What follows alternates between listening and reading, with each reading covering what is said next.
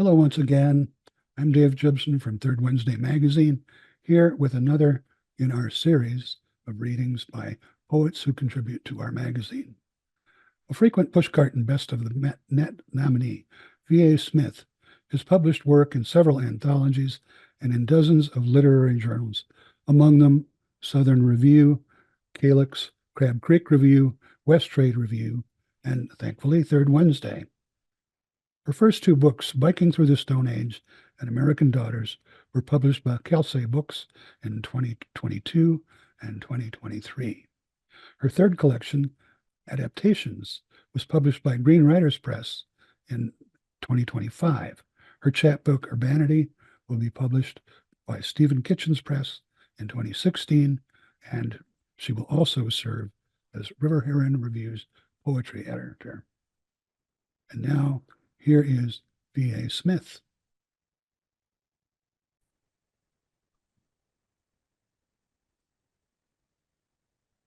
Hi, I'd like to read some poems from a book of mine that just came out. It's called Adaptations, and it was published by Green Writers Press. It became it was written during a time where I felt that there were just global, personal, cultural forces that were in a kind of crucible, and I was going to explore what some of them were, from the environment to um, personal grief. And so I'd like to open with the opening poem, as a matter of fact. I think that um, it functions as a kind of prologue for the book, in the ways that it works with the ekphrastic mode at the same time that it nods to the environmental themes that are going to be weaving throughout the notion of adaptations and throughout the collection. I'm going to tell you here that this is a poem about Maya Lin's Wave Field, and that is at Storm King Arts Center in the Hudson Valley. It's a very large outdoor sculpture, and it's a sculpture in the land and in the grass. Maya Lin, of course, was the architect who planned the Vietnam Veterans Memorial when she was 19 years old and a Yale Fine Arts student in architecture. The poem is Wave Field. Maya Lin's acre of waves brings ocean to earth, sculpted from soil, grass seed into 7 rows of undulation. When we stand on a hill above them, the billows rotate as we walk in a circle, green swells not yet blued with late afternoon shadow. We wonder aloud that Bear March will whip gray waves, that January will roil frothy, frost-capped mounds. I think of Homer tossing Odysseus against the waves for a decade onto Calypso's witchy spear, then battered against Scylla, or the American Homer, Winslow, watercoloring waves, icy fierceness tearing rock-studded Maine coasts. If we descend into these waves, they will cup our bodies into their silent curves with the lie of lullaby. If we nestle there to picnic, the waves will whisper what we have made of earth, oceans, a tomb, its door nearly closed, demanding that we decide. Another kind of adaptations, the adaptations we all make to illness, to the stages of our life in which mortality begins to tap us on the shoulder. This is a poem about a very dear close friend of mine who eventually died recently of glioblastoma, a very aggressive brain cancer. Peaches. In Richmond's Fan District, June Farmers Market features furry Georgia peaches, mounding in cardboard boxes, crowding Crayola bright sweet peppers, baby cukes, inevitable zucchini.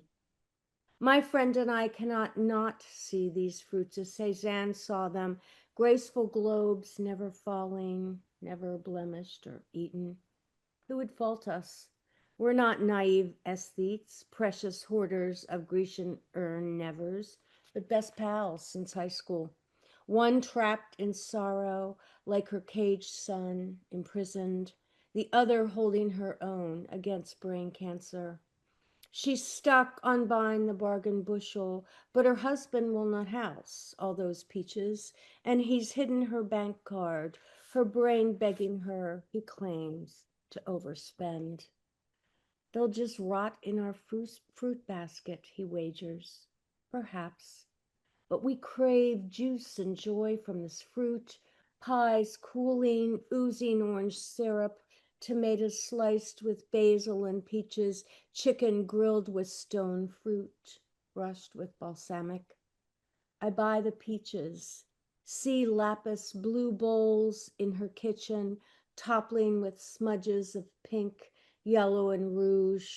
My love, how can you not feel abnormal cells dividing, then multiplying in your brain? Sense daily the thin blade between living and rotting. My darling, let me massage your feet and neck like a comfort woman, feed you ripe red raspberries one by one like tart kisses.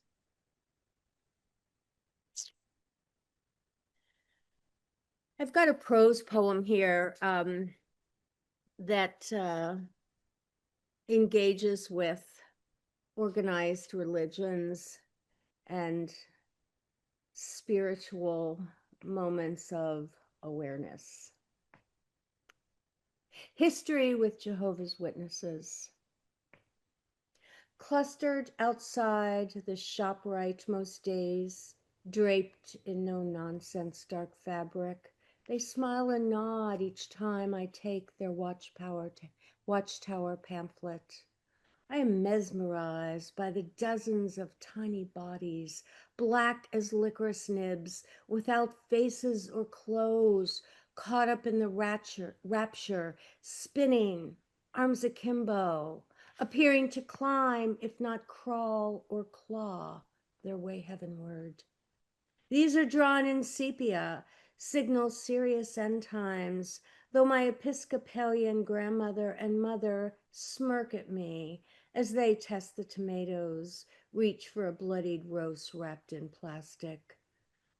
I turn the pages of this holy comic book, worry that my family might not rise together. Worse, would I even make the cut? My mid-years find me hiding behind curtains in corners as they ring my doorbell to transform me, long a secular smartass, eye rolling my way through the Nicene Creed at funerals. Last week, some witnesses and I meet on my street, them climbing my neighbor's stoop, me walking my hound, he lifting his leg on every post and twig, while one of the women croons, "That's right, do your business, honey, what a good boy." I walk on, find myself missing them, as if they are already ascending together. I'll read one last poem from this collection. It was published in Third Wednesday in the spring, and it's titled A Poem in Which I Eventually Rocked to Whitman. I should probably indicate that that allusion comes in toward the end by engaging with his poem Out of the Cradle, Endlessly Rocking. Okay. Crew teams, a singlet or so, turn the water's weight, rivers sparking silver shards as if to coxswain's drumbeat. We're walking, stopping to rest Dawn's new back, now housing hardware, 6 screws, 2 rods held in place by bone harvested from her hip. Arriving in Philadelphia, in 1892 from a village in Russia. Simon Klein opened the grocery store where this October afternoon in 2024, we purchase root vegetables pulled from Jersey soil for tonight's soup. The day's all rhythm, all back and forth, the river turning, our walking, our minds dipping through centuries like oars pushing and pulling. At the next resting stop, cradling a few pounds of parsnips swaddled in brown paper, I start to sway, begin without intent. A mother's rock I've witnessed women perform around babies' cries for closeness, milk. Dawn stands to go on as I go on, rocking the parsnips like a nanny, curious suddenly as to why this indoor-outdoor bar is named Bishop's Collar. Know that I can rock the parsnips with one arm, Google with another to learn that this term refers to the head on a Guinness, white foam atop dark ale like the circling white band above Catholic bishops' black frocks, like a river's froth, all of me wanting all of it together, synchronized rowing, Klein supermarket, babies held, fed, full, harvests of enough, flesh fixed with bionics, death, of course, death, bishop's blessing, whomever we love to go on, cradling earth, seas, endlessly rocking. I thank Third Wednesday for this opportunity to introduce you to my book, Adaptations. I hope you enjoyed what I have to offer, and thank you for listening. Once again, this is Dave Gibson for Third Wednesday Magazine. I want to thank V.A. Smith for coming and doing a wonderful reading. Hope to see you again sometime soon. Good night.